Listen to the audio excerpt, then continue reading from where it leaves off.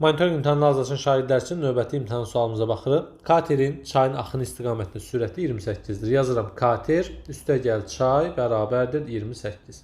Axına qarşı sürət 22-dir. Kater çıx çay bərabərdir 22. Çayın axma sürəti nə qədərdir? Yadınızda saxlayın. Cəmi və fərqi verilibsə, siz kateri tapmaq istəsəz, bu ədədləri toplayıb 2-yə bölərsiniz.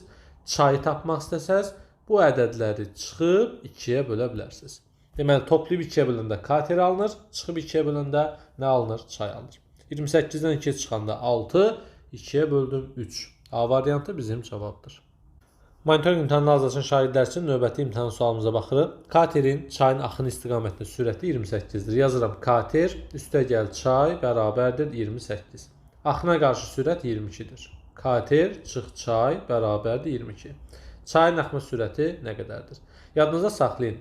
Cəmi və fərqi verilibsə, siz kateri tapmaq istəsəz, bu ədədləri toplayıb 2-yə bölərsiniz. Çayı tapmaq istəsəz, bu ədədləri çıxıb 2-yə bölə bilərsiniz.